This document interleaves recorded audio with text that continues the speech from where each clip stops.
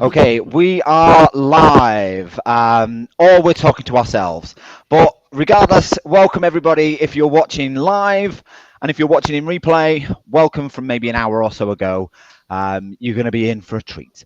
So we've got four stalwarts of the contact center industry, four Trojans of knowledge and all sorts of useful tidbits, advice that we're going to share with you over the next 60 minutes or so.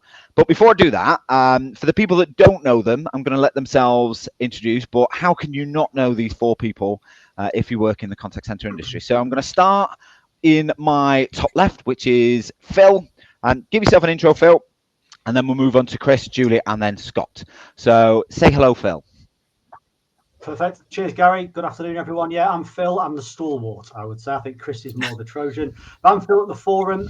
Very much look after the business of developing, defining, and delivering best practice across the industry, which is very much about promoting a growth mindset. It's moving away from consensus. It's about thinking about innovation. And most importantly, it's about doing something different every day so we can keep raising standards. So, Chris, I'll let you go next.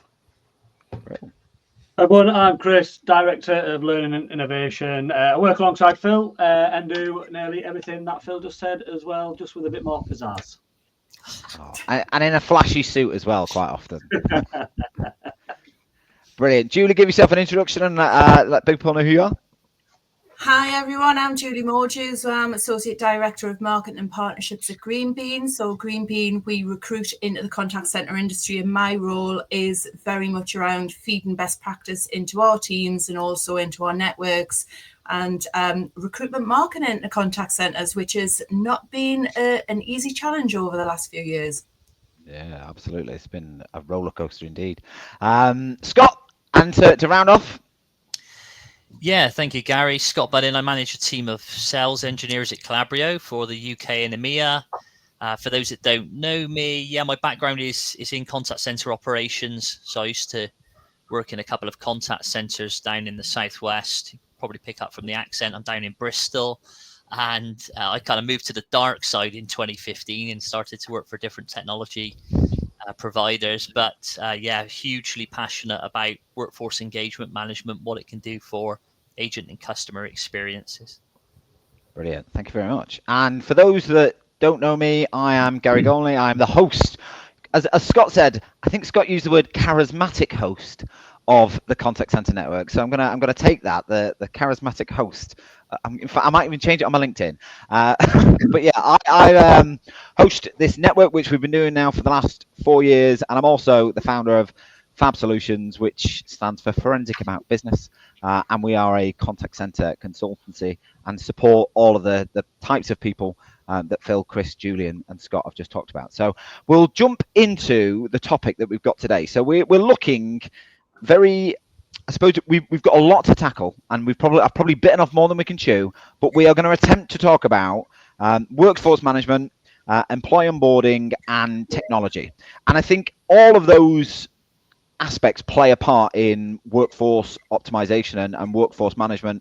And I think you can't talk about one without talking about some of the others. So, which is why I've tried to bring this together here with all of these experts that can have and share their opinions, their tips, their suggestions, and their advice for those that might be struggling, because it's not been an easy few years for contact centers to manage resources. We've got lots of different operating models. We've got lots of different people challenges. We've got lots of different technologies coming into the fore, and thinking about how we start to integrate AI into the business and all sorts of other weird and wonderful things. So we've pulled this together as a bit of a catch-all around how can people best implement workforce management strategies from a very strategic point of view. And when we had the pre-meetings for these and the preparation meetings, we kind of almost built out a triangle or a kind of a pyramid, if you like, of what forms good workforce management. And within that, you've got the top of it being strategy and purpose.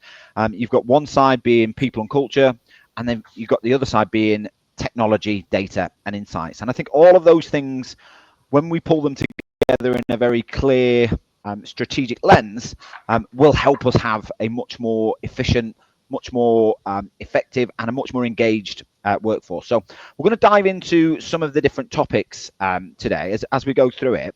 But what I want people to do is, if you've got a specific challenge, or if you've got a specific issue relating to any of these topics, please fire it into the comments on LinkedIn, and I will be able to bring it up and ask a question to our panel, and it will show up something a little bit like that.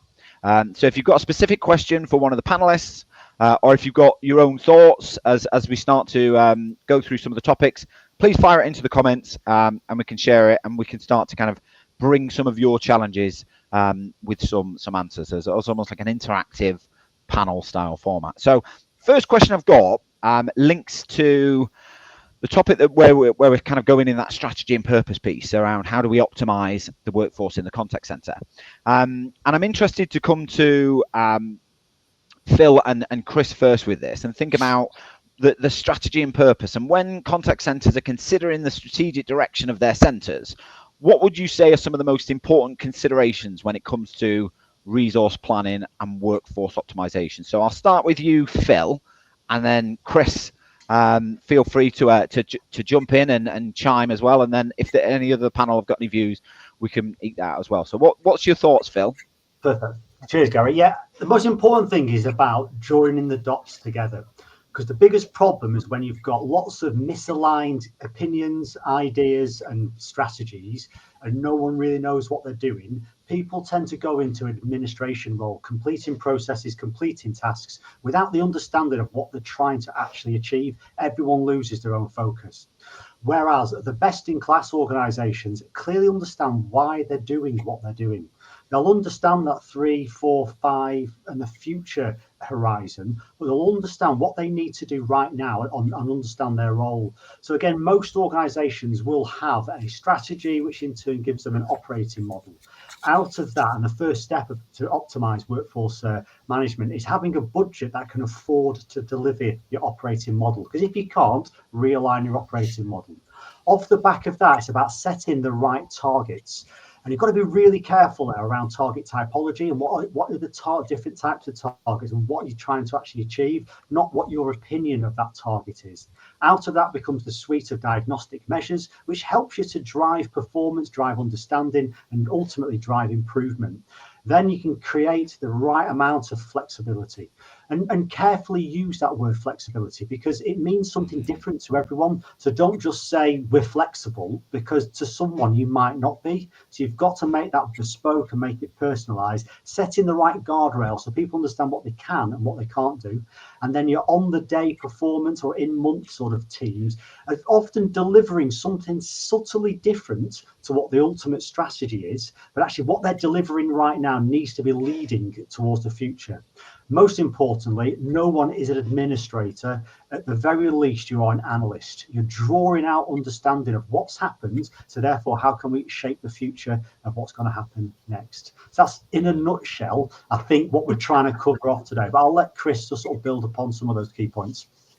Well, I think, yeah, to Phil's point, I think we're in a cycle now where we can't dictate a lot of what we do anymore. We've got to be understanding of what's changing within our organisation, but then be clear, to Phil's point, be clear then on what our kind of ongoing strategy is going to be, what we're seeing, or what's really frustrating when we work with organisations is that strategic intent changes too quickly. Things take time to bed, right? And we go, this is what we're going to do. So we do it for a bit and they go, oh, it's going to be difficult. I'm going to do something else. And that just drives confusion. So what we've got to stop doing is dictating what we're doing. We have to decipher what we need to do in a better way to enable us to then build a strategy that's going to endure. And to Phil's point, it's not going to change overnight. We have to chip away at it. This is the end goal. This is where we need to get to. So let's build on those things, those building blocks, join those dots together. So actually, when we get to the future, we're in a better operating rhythm. Yeah, and you know what? You said some really interesting things there. I think I'm going to pick up on a point that you made there, Phil, about target typology. I think that's a really good phrase. I've never heard it expressed in that way before, but I think sometimes there are so many metrics in the contact center to plan for that we get confused about which ones are going to have the biggest impact on the business. So I think that target typology is a really key bit that I think people can draw from this session. And if they're struggling to think about what that target type needs to be, what advice would you give them? Yeah, so first thing, there are many different types. Just search for target typology or have a look at one of our best practice guides. I'll give you an example, first of all, because most people probably relate to service level. So how quick can you answer a call, or the percentage of calls you're going to be answered. Typically, that target is as close as you can at a monthly level. So there's two factors in there: the type of target, as close as you can, and the time horizon, the month. That doesn't mean to say you have to overachieve it every day, because it means you can underachieve it to get to the average at the end of that particular time period. And that is a very, very different thing. Again, some managers like to have, oh, let's keep service level in the bag. We like to be just above it. Why? You're not budgeted to be just above it. So you're already making mistakes. Unless you are held to account to your service level, so you might be an outsourcer or is a regulatory control, which, to be honest, both of them need to be challenged because it's not right. You don't need to actually hit it, because if it is 80-20, finishing on 79% is much better as a business than hitting 85, 86, 87%. So that's where that target's going. But NPS is another classic. Net Promoter Score will have a huge margin of error because of the sample size that you're looking at. So again, if you're looking at that on a daily basis, you could be very misguided by actually what happened your previous day. So actually, you need to look at this over a longer time horizon. And there's many examples like that. But again, that's just what's so important about when you set a target, make sure you've got a record, like a data record behind you, which tells you what the source data is, what the time horizon is, what are you actually trying to achieve, what to do when it's slightly above, when it's slightly less. If it's a zero tolerance one, again, what's the playbook in terms of what should you be reacting and how you should react. And I think you said a really interesting couple of lines as well, Chris, that I picked up on, was that strategic intent is changing too quickly. And I think when you use the word strategic and speed of change and decision making, I think for me that's suggesting that actually we're not being strategic enough with some of the decisions that we're making, which means we're having to change. So it was never a strategic intent. It was more of a tactical intent with a bit of maybe science behind it. What's your thoughts on that? Would you agree? I agree to a point. I think what we see is there's a turnover of people at a senior level, right? And I think we've got reliant on people coming in to try and solve a specific issue and then moving on to another project or another challenge. So that's driven that they'll come in and say the strategy for the next 6 months is this. All right, that's brilliant. It's not a strategy for 6 months. That's your point. That's our tactical play that we're going to do to get us back into service, back into wherever it needs to be. That's our tactical play, because you can't put a strategy in place for 6 months. It's just that pointless, right? Because then everyone's continually changing. What we're not seeing, so these little tactical breaks of delivering where we are currently are happening, but people are saying this is how we're going to operate, and that's then hitting, to Julie's point, the people when we get there, that thing of bringing in and try to recruit people into an organisation. You're starting to go, what we're recruiting for? Where are we working? What's our proposition? What are we doing? And that's just changing too frequently for people to actually sit down and embed something that's going to then go like, put those tactical plays in place, but the end goal should be whatever the overarching strategy is. We're not stepping up a level. We're being too low level in terms of that tactical delivery, rather than actually looking at where our end goal is in 3, 5, 10 years time. And it's difficult to do that, because that senior team is a constant wheel of people who have got different ideas, different plans, different ways of behaving and managing and leading, and that causes confusion in an organisation and leads us to the problems that we get in terms of delivering against our targets, recruiting people and driving performance. Yeah. And you've talked about the impacts, I suppose, of the various different operating models that we've got, and the impact that has on the people that are around the business. And obviously that drives an element of workflow, either increased demand or the length of the tasks and activities that they have to do. And ultimately, if we don't get that right, it creates burnout within the team. So question for maybe we'll start with you, Chris, and then we'll widen it out to the broader team, is to say, right, how do you think contact centers can balance agent workloads to avoid that burnout, and how can they use, or what tools are available to help them manage that burnout or avoid that burnout phase? it's a difficult one, Gary, because it's one of them. It goes back to Phil's point. What we're budgeting for as a business, right? So we drive burnout based on how we staff our business, right? And what we do and how we deal with that demand and those peaks and those troughs. So naturally, as an organisation, we will have fluctuations in where we are busy and when we're quiet, right? I think it's not about managing burnout. It's a lot about managing expectation. So expectation, what is your role? What are you going to be asked to do? And what is the purpose? What are you being delivered against? And I think we don't do that quite as well as we could do sometimes as an industry. There is going to be times where there's busy. And at that point, we've all got to just, we've got to chip in, and we're going to have to deal with what we have to deal with. But there will be lots of times where we've got that space and that freedom to coach, develop, to build relationships, to engage with our people and do our teams.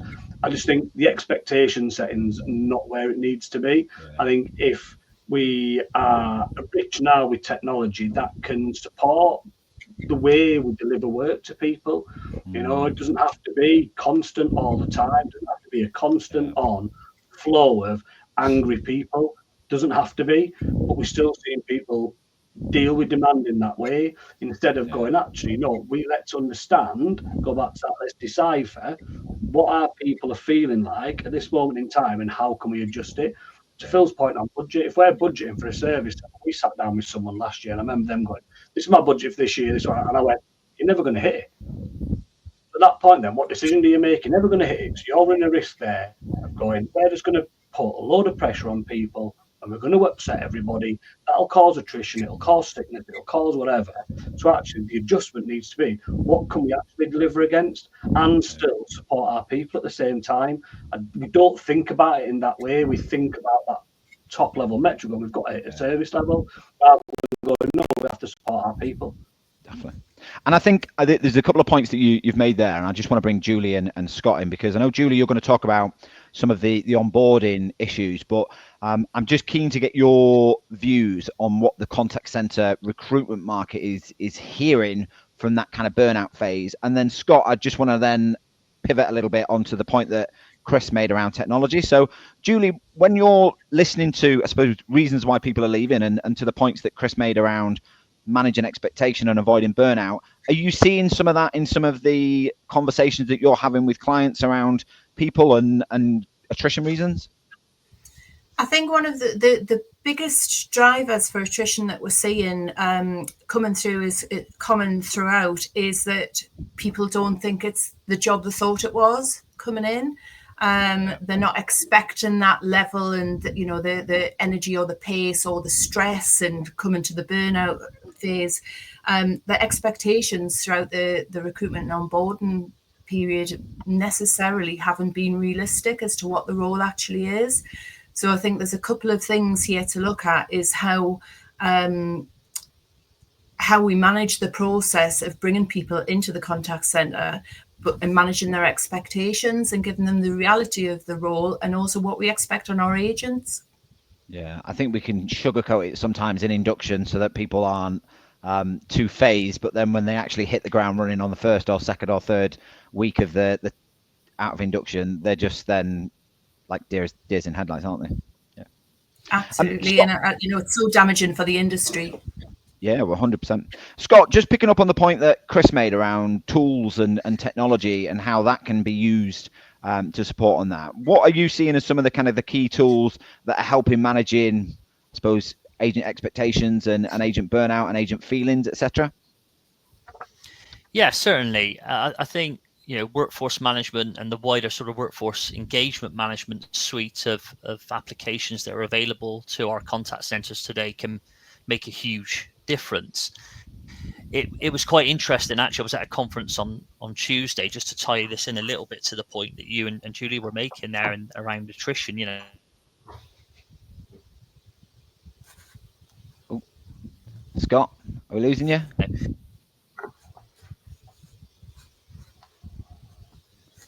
We might have lost Scott. It was mentioned by have found it. Bob. Yeah. Oh, you're back in, Scott. Can you hear me now? Yeah, I can hear you. I'm back in. I was saying that there was somebody speaking at a conference I was at from a recruitment company on Tuesday who shared, quite to the delight of the technology company that was presenting, that the biggest reason why she is hearing that agents are leaving contact center jobs are down to them not having the right tools to do their jobs. She made a joke on stage about the fact that she certainly wasn't being paid to say that. But actually, in all seriousness, I think the technology is a great enabler, but the important point I want to get across is that it really is just an enabler. And that's coming from me, somebody who works for a technology vendor. It's not the case that you just plug these things in and all your problems will magically disappear. Of course not.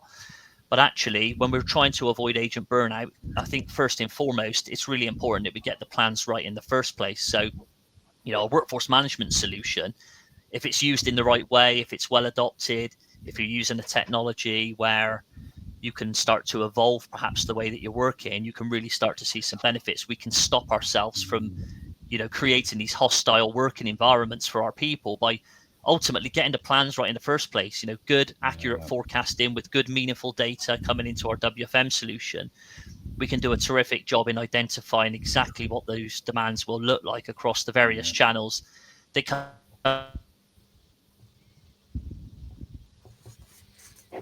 I think Scott's phased out again. into the contact center. And then, of course, we can then...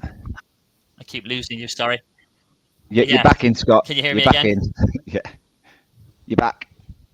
Back in. I'll try and finish the point. The important thing I wanted to say here was that when we then schedule to meet those demands, it's really important that we're thinking about the way in which we use a WFM solution. As I said, it's an enabler. But if we continue to use it like a fancy spreadsheet, we're never actually gonna match up to the demands of the business. We're not going to stop ourselves from creating those hostile working environments. But it's then about using the workforce management solution for much more than that, to empower our people, enable them to have a voice, to influence schedule generation, but also manage their schedules, whether that be able to take time off when they need to take time off, slide their shifts, swap their shifts, book holidays. Making those things available for our people is really what helps them to be in a position where they don't feel the strain that they could otherwise be feeling. And then I'm going to avoid technical glitches and pass you back. So I just want to bring in Phil off the back of that, because you've talked a lot around kind of the environment and the operating model. And there was a question that we had in the lineup here, just around how do you decide and how do you plan for all those different operating models, Phil? Because I think when you've got such a diverse range of employees and disparate employees based all around the country these days, does that make the planning process that bit much harder? And what advice would you give to organizations who are running remote hybrid operating models that might be struggling? Yeah, so I think there's a few things in there. So I'll answer it, but I'll just build upon some of the things that Scott said, first of all, because he's absolutely right. What biggest frustrations for people at technology, when technology is letting you down, processes are letting you down, that's the start of huge frustrations. Then if there's poor leadership often because they're not trained, not developed, or they're unsure why they're doing what they're doing. So therefore, on different days, they can look like they're prioritizing different things, which ultimately comes down to culture. And if that culture is not right, it's going to create lots of bigger problems. It becomes more than toxic. When we're talking about planning, it doesn't mean to say we're being fixed with this is what we're going to do next. It's about understanding here is our intent and here is what we will do in different circumstances, which is where you get both business flexibility and advisor, and team leader and leadership flexibility. To come to the question around understanding those different operating models, you've got to be honest with where are you now. So where are you now in terms of your technology stack, your routing system, the skills that you've got, your current staffing position, and where do you want to get to? So if you're honest with where you are, and then you start to create a path of where we're going to get to, that lets people know that, right, we're going to be in this state for 3 to 4 weeks.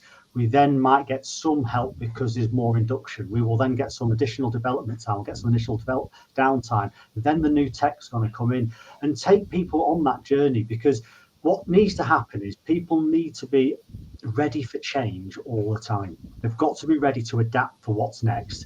And they'll be better equipped to do that if they know where they're going.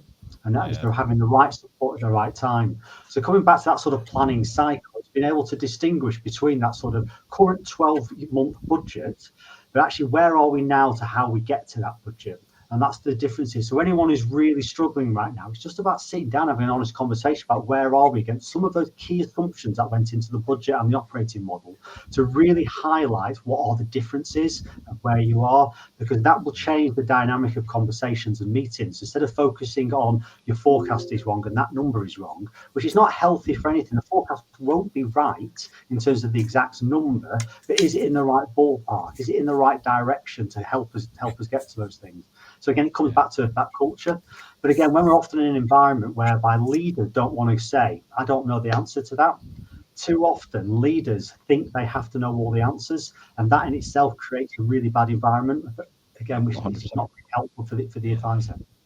You know what? And I think it goes back to the point that Chris made around strategic intent versus tactical intent. And if we're making what we are perceiving to be strategic decisions on a tactical basis, people's heads are going to be constantly spinning, and they don't know whether they're coming or going. And then we're not planning strategically enough then, because we're constantly in that reactive cycle, which has a massive impact on people. So we've spoken a lot about the planning process so far, and we've talked about how technology can help with that. I want to bring Julie in for a second before we focus a little bit more on technology, and just think about, we've talked about people and we've talked about the culture there, Julie. So what are some of the challenges that you're seeing in contact centres in retaining good talent and fostering that right culture?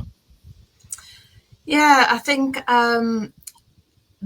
businesses over the last few years have got a little bit confused about what their talent value proposition is for people, what their working models are, whether they're flexible working, the hybrid model.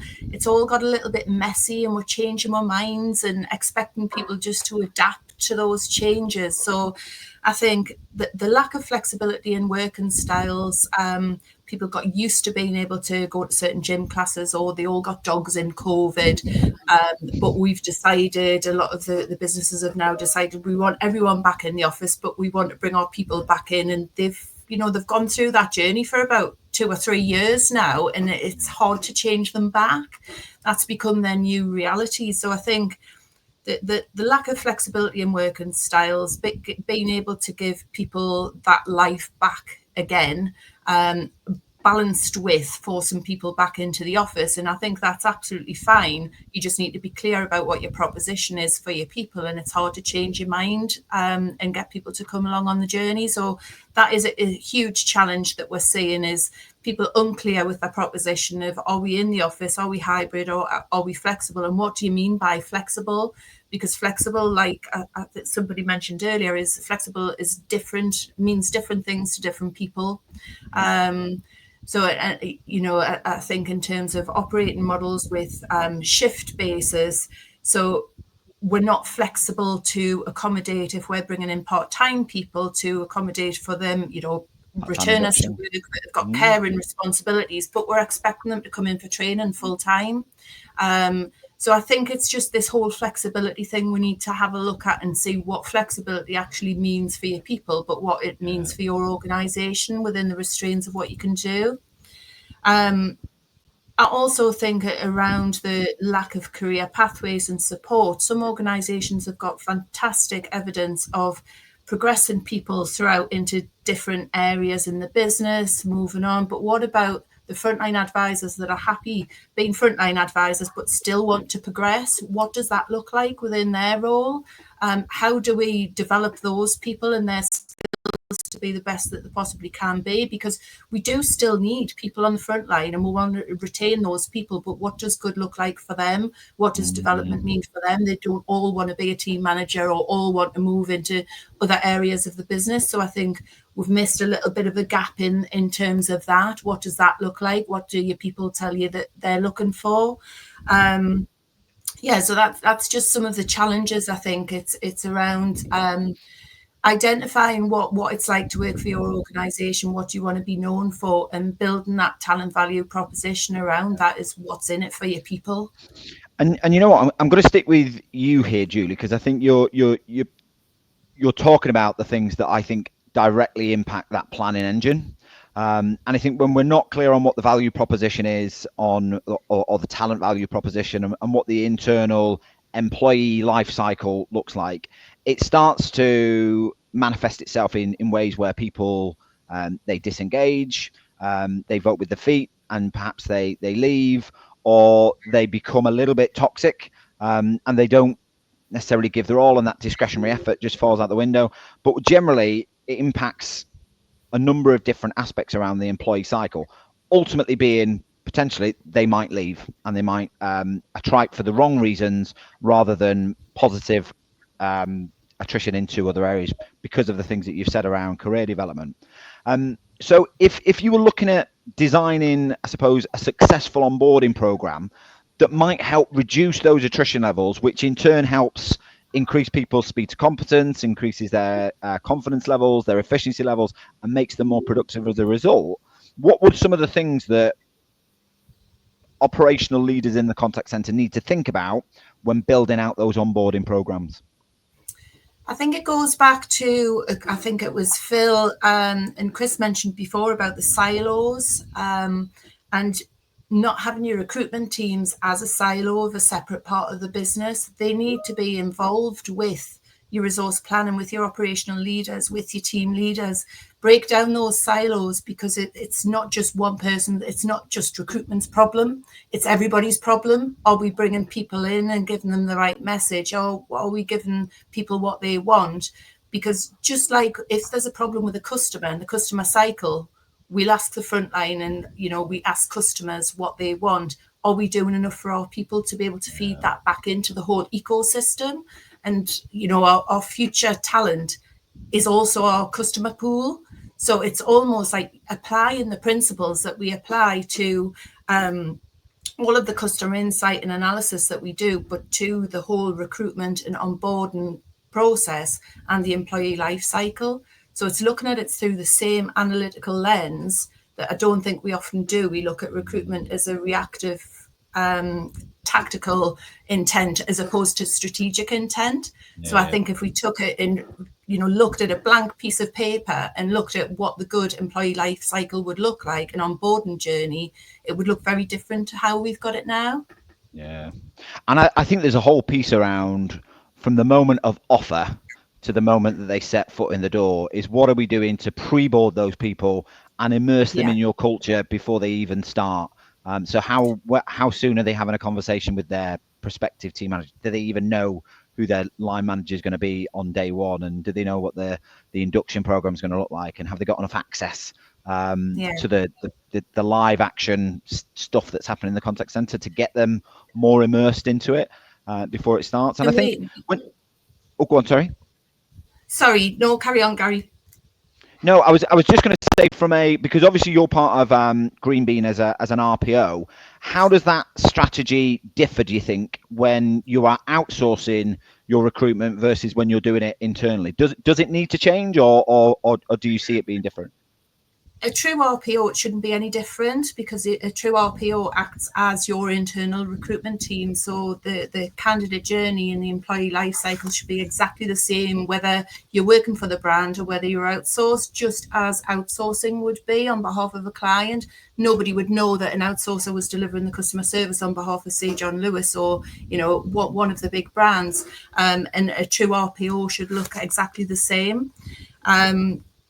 And I think the onboarding piece is really important, because what we see is a huge, we're all fishing in the same talent pool for people from retail, hospitality, leisure, but contact centres, that people haven't got a clear line of sight to what the role actually is. So you'll have been in a Costa, you'll have been in an Aldi, you'll have been in a Lidl. So you can almost, you can visualize yourself working there. In a contact center, unless you've come from the industry, you won't have ever stepped foot in one. So you don't know what it's like.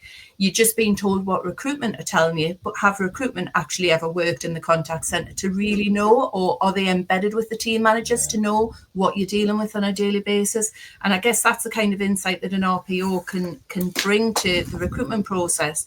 But just on that, one of the biggest areas we find that people can drop out of that recruitment process is they might have 4 or 5 job offers from the retail, hospitality, leisure, or contact centre. But contact centre, you're going through so many hoops from the point of job offer, going through the vetting process. And that sticky period between getting your job offer to starting could be up to 6 weeks. So what you're going to do to engage those people to make sure they actually start on day one. And that's where you see huge people dropping out of that recruitment funnel, because they could go and already be working in Sainsbury's a lot quicker than they can be in your contact centre. So what are we doing during that critical period while they're going through vetting process? That's a really important part of the process where they should be getting involved with your teams.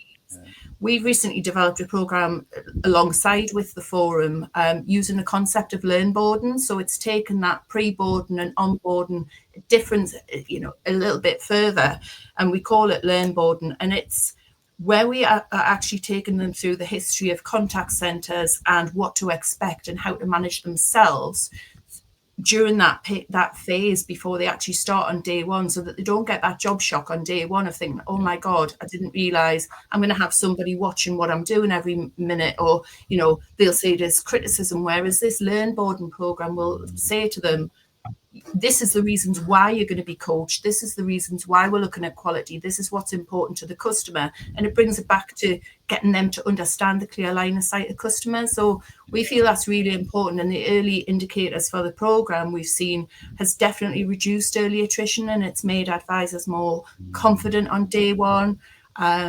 They know some of the terminology. They might not exactly know how to apply it during the learnboarding period, but when they get there on day one and they're going through their training, they go, oh yeah, that I remember that, I heard that, and it all starts to fit into place as to the part they play in the organisation. Brilliant.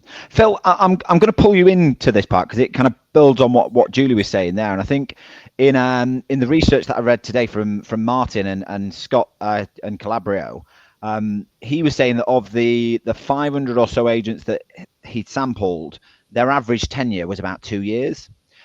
So it's showing that I suppose that experience isn't in the contact centre as much as it potentially could be based on the volume of recruits that they've got. And Julie's point around onboarding and attrition there, I suppose, directly feeds that tenure. What are you seeing from the contact centres that you're working with in terms of tenure and experience? Are you seeing similar trends? And does the stuff that Julie's talking about there help bridge some of that, do you think? So I think there's a few questions in there. I wouldn't want to answer the question about the trends, because anecdotally what we see is you've got some organisations in some industries that have particularly long tenure. So again, if they were involved in any sort of benchmarking, they would potentially be outliers. And there's still lots of problems with that short-term tenure. And again, that can skew any data. So I wouldn't want to sort of say where that is. Different industries would have different concerns on that. The point that Julie's making, that I think is the genius of this learnboarding approach, is that people learn so much from day one. So if we can get people learning at -7 and -14 and a month before they start, just becoming aware of how different the contact center industry is now, and that preparedness is going to mean that people can then learn their role and then be comfortable with it. Because those first few weeks or even first few months, people are inundated with so much information. It is just cognitive overload for people. And so people who can get through it are sometimes faking it to get through it, because that's just what they're doing. And actually the real honest people are the ones who are putting their hand up going, look, I'm struggling here, and the support network isn't in place for them. So by helping people to become aware of what's on offer, and that this feedback, all feedback is good feedback, it's up to you if you wish to accept it, but actually it is a very sort of vibrant area for learning and capturing this feedback, but doing something with it. Then that's what's important. I think, again, just going back to the question about the tenure instrument, and again, I think we need to be careful with any of this data. There's still many organisations out there who are not doing, they're barely practicing, let alone doing best practice or good practice or leading practice. They are just practicing because they're doing so lots of bad things. And if you throw enough shit, some of it will stick, won't it? And sometimes and that's not calling people that. That's just the metaphoric sort of way of it, how they're recruiting, and that could really skew any data around tenure. So I think you need to look a little bit further into the why. Is it industry? Is it technology? Is it leader? Is it the onboarding process? Culture. Is it how they're recruiting people? There's all of these factors here. I think unfortunately it's not a simple way of doing it. It's a very, very complex question to explore. Definitely. We're all about the complex questions here. We want to ask the tough questions. Chris, I know you've done a lot on the program with Julie. So do you have a take on that in terms of how the onboarding process impacts the wider planning process and the overall operational robustness of the contact center? I think the point, I think that the stuff that we're trying to do with Julie and Green Bean was more around stopping that early attrition. It costs money to recruit people, whether that's internally recruit people, whether it's using someone like Green Bean, right? We all know it costs money to do that. What we've seen over the last couple of years is that actually that's the dropout rate 3 months in is higher than it ever has been, right? In terms of they get about 3 months in and then they're away to whatever that away is. Now that could be because we've made different decisions. So when they've joined the business, you know, we've seen examples of it this week, Starling Bank moving people back into the office, that type of stuff, that had recruited people in based on a work from home environment and then going to be working in the office, either when I'm off. So some of it's driven by that, but some of it's because they don't understand what the industry is. So what we try to do is go, let's just get people prepared so when they get there, they're actually in a position that says, this is what I do. Because if they want to drop out in that pre-boarding stage, we'd rather them drop out there. You'd rather them drop out there so we can react to that dropout and still get people that through that door that have got some understanding of what they're doing and are more likely to stay in role longer than that 3 months, 6 months, 12 months. Yeah. That's what we're trying to do. I think, you know, the challenge we always have is people turn and go, it's not for me, I'm off. Right, well, let's give them an insight into what it's like. You know, we're seeing examples of people switching things around now, which is, you know, for me, Blue Light started doing it years ago, where the people start like recruitment period, you know, traditional contacts, and you do your induction, you do this, then you go into academy bit. The first time they hear or listen to a call or be vulnerable is when they get to that academy stage, and then they sit in the car and go, whoa, I didn't know it was going to be like this. Right? But I've done my 6 weeks training, my 8 weeks training, and then I'm off now because I've just heard Doris, who I'm sitting next to, get shouted at. I'm not getting shouted at, I'm off. Right? So they're starting to flip that and seeing organisations now going in that early phase before they get to that start date of going, come in and listen to some calls. Yeah. Come and listen to some calls, have a listen, understand the environment. You know, while we're waiting for you to go through the vetting, while we're waiting you to do these things, just come and spend the day with us, come and spend half a day with us.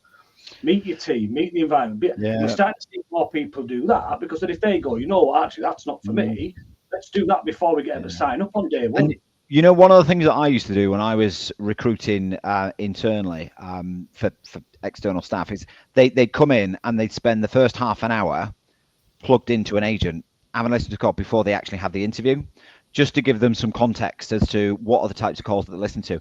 And I think we go through a cycle now where we just, because team leaders are so short on time, they try and rush through an interview process. So I've seen interviews that are like 15 minutes. I'm like, how can you assess someone's suitability for a role in 15 minutes? It's just impossible, isn't it?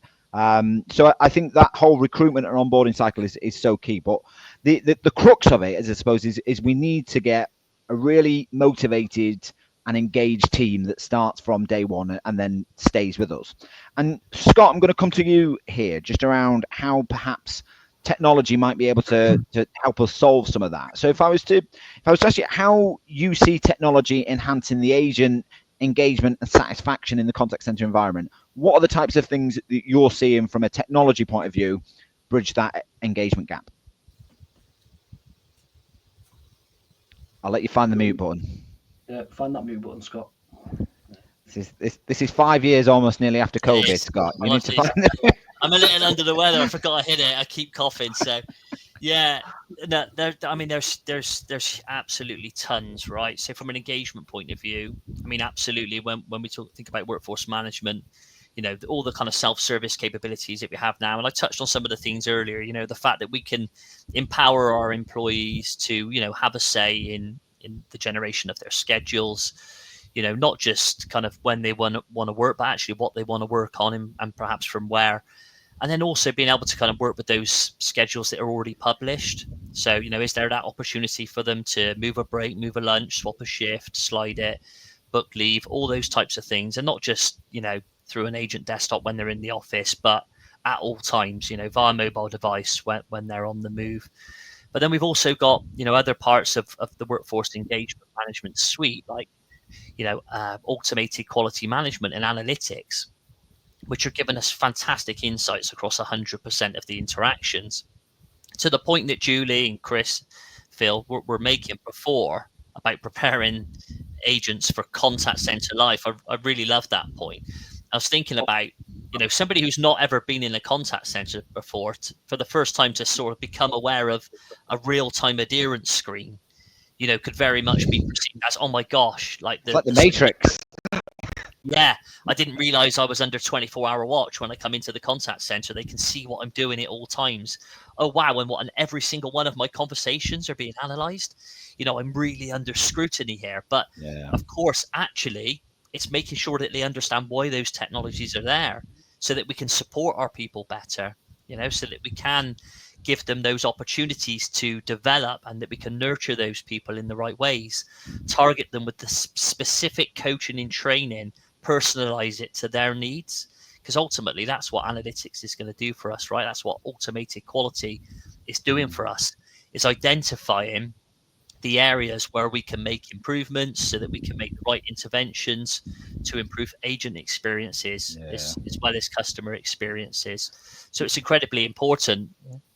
I think so. And I mean, all of the panel have talked about flexibility as part of the flexibility of your KPIs, flexibility of your staffing.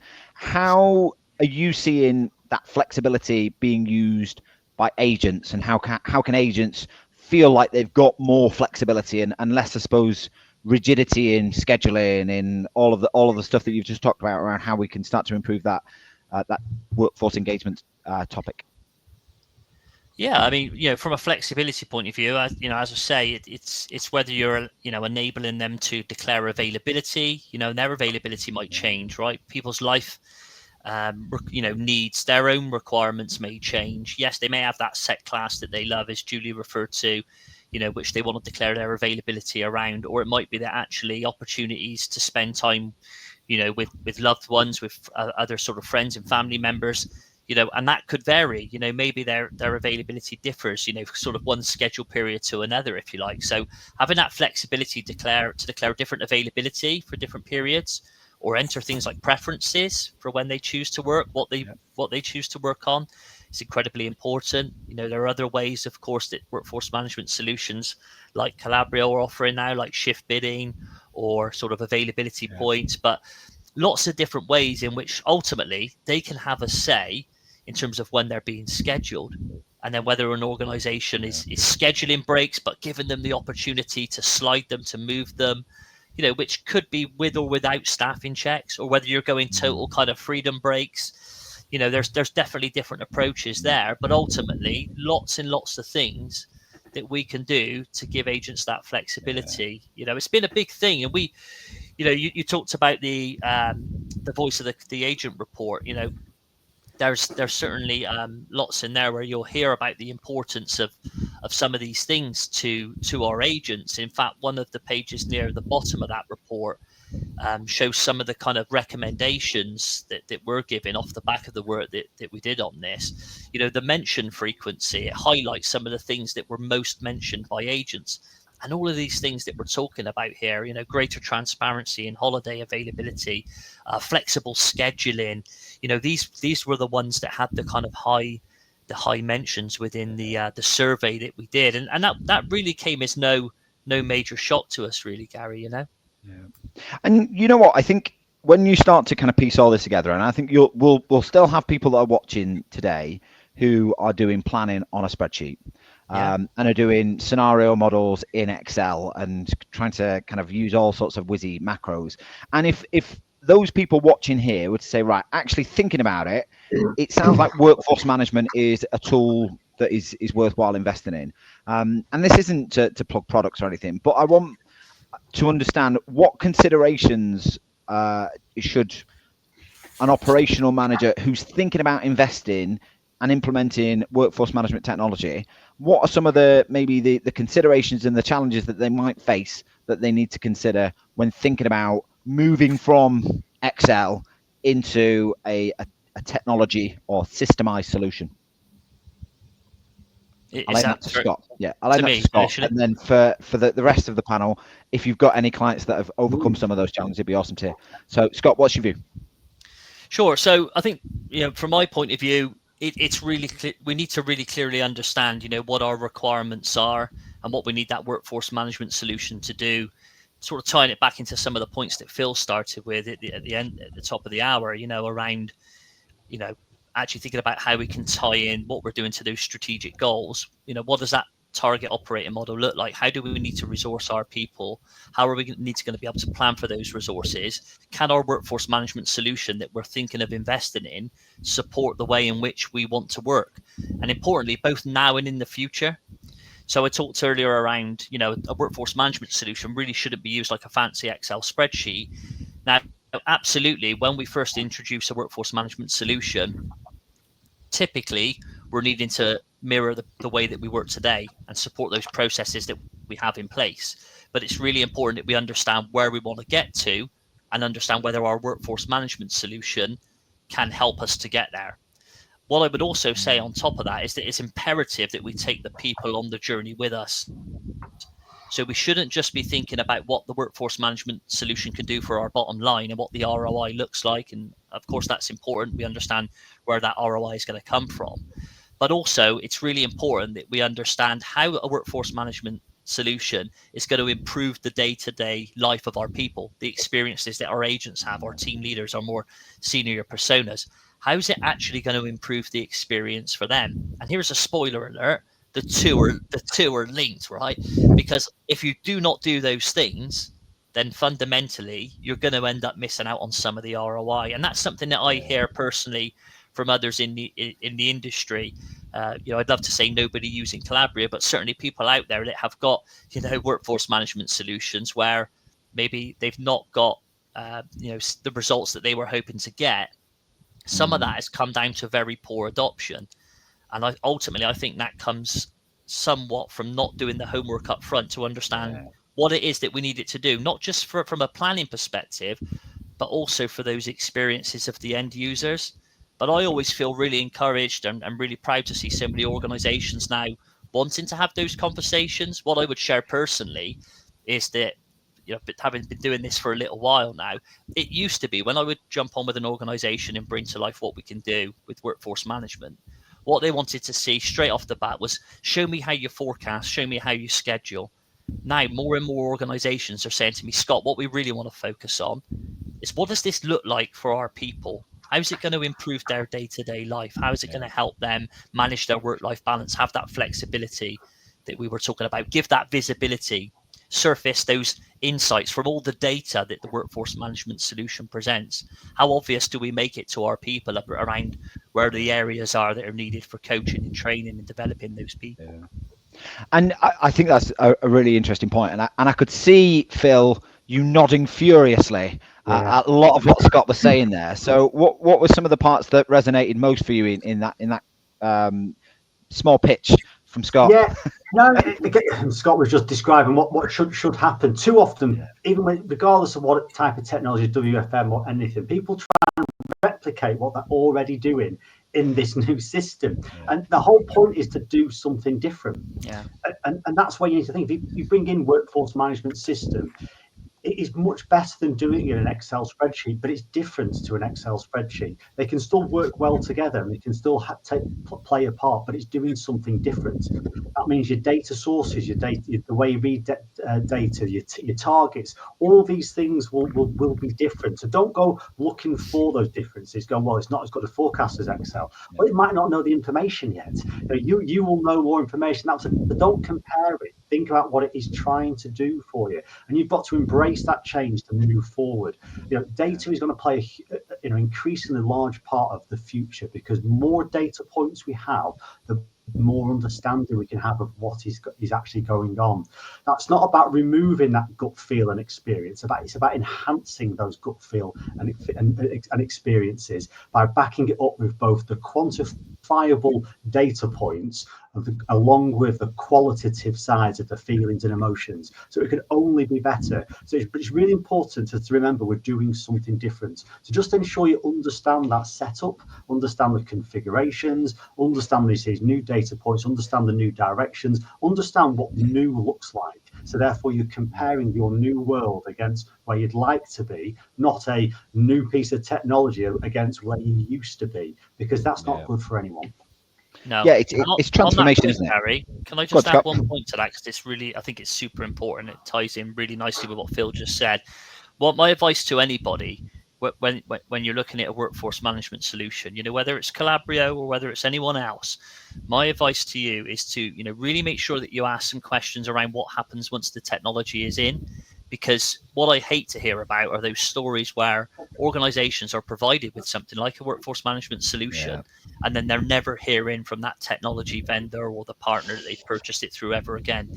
So it's really important to understand what support is going to be there to make sure that we go on that journey, that we do embrace the things that are available to us, that will help us not just become, more efficient in what we're doing from a planning perspective and supporting us through that planning cycle, but absolutely moving to, adopting those features and functionality that help improve experiences too. Yeah, definitely. I think I'm seeing a lot more SaaS-based businesses focus more on customer success as an actual channel, and I think that's really important with any kind of, whether it's WFM, CCaaS, UCaaS, any kind of online tool. I think it's really important that your goals and realities are met with that. So that's really good. We are fast approaching the top of the hour. So what I'm going to ask the panel, and I'm just going to summarize in between, but what I'd like to ask the panel is, what would your one tip be for an operational leader looking at either their people, strategy, or technology when it comes to workforce management? And I'll let you ponder on that for a second, just while I kind of, I suppose, summarize some of the key bits that we've come out today. So I've heard a lot from Phil today around getting the purpose and the culture and I suppose the environment right for what you want to achieve when it comes to workforce management. And I think, Chris, you layered that in really, really nicely with your conversations there around be less reactive, start being more proactive, and start building out some more strategic intent rather than focusing on kind of the running around chicken and everything going wrong. Actually be more strategic with your intention, and it will pay off in the long term. And I think from your perspective, Julie, I loved what you were talking about around what that pre-boarding, onboarding, and that whole concept around learn boarding looks like to minimize that year one attrition and just really start to engage people. And I think, Scott, from your perspective, whilst you're there as a technologist, I think you've demonstrated is before you even get to the technology, think about the requirements, think about the future state, and think about the outcomes that you want. So I think there's been some really, really useful stuff that's come out of these conversations that hopefully people who are tuning in will be able to watch. Now, I've just filled in for a good 60 seconds there to let you think about what your what your one takeaway is. So we'll start with you, Phil, and then we'll go around the table to Chris, Julie, and Scott. So, Phil, what's your one top tip? Think forward, build a framework that's going to help you grow your mindset, grow ideas. Don't go to rules and think of limitations. You can do whatever. So have the belief in that you can use new technology, use WFM to improve and enhance what you're already doing. Love it. I can see that going on a quote from this session. Chris, how about yourself? Try not to strive for perfection immediately. I think we get tied up in trying to be perfect at everything we do. I think we can learn and we can move forward in a considered way, and we'll ultimately get to the goal that we want to get to. Love that. There's a brilliant Mark Twain quote that I always talk about. It's that continuous improvement is better than delayed perfection. So I really like that. Julie, how about yourself? Oh, wow. It's hard to summarize it in one go, but I think of recruitment as a strategic rather than reactive. Take a step back and look at the metrics and the processes that you look at the customer sentiment and the customer journey and apply that to your employees and to the people that you want to work from you. Otherwise, you're just going to have a vicious cycle of planning on your hands. I think that's spot on. I think we talk a lot about customer centricity and not necessarily enough about employee centricity sometimes. So I think that's a really good distinction to make. Scott, last but not least. I think for me, it would be don't generalize. Don't think one size fits all. So to the point that Phil made earlier, flexibility, that's just one example, but flexibility can mean different things to different people. So think about people's individual needs, and in the same respect, that applies to many things, such as the training, the development of our people. As I say, we shouldn't just be thinking, right, what our people need is resilience training. Actually, different agents in our business may have different training and development needs. So let's make sure that we're using any tools available to us to get to those individual needs for our people. Brilliant. And last question to you, Phil. What's the name of your dog? Winnie. Winnie. Give Winnie a wave, everybody. Winnie was very interested in what you were saying, Scott. She was. She likes Scott. She always gets involved when she knows Scott's there. Well, we have sadly reached the top of the hour, and we could talk about this for hours on end. It's such an interesting topic, and I think so useful for people at this moment in time when they're starting to think about planning for next year and planning onwards. So thanks very much to all of you for giving all of your time in the preparation for this and the actual session itself. It's been really, really useful. I'm going to ask you to stop on just for 30 seconds more when I click stop and end the stream. But to everybody that's watched, thank you very much for tuning in. If you've tuned in live, and if you're watching this in replay, thank you very much for tuning in on replay, and we'll see you in the new year for another array of interesting, insightful topics, hopefully. So thank you very much, and I'll end the stream here. Bye-bye. Thanks, everyone. Bye-bye. Thanks all. Thanks, everyone.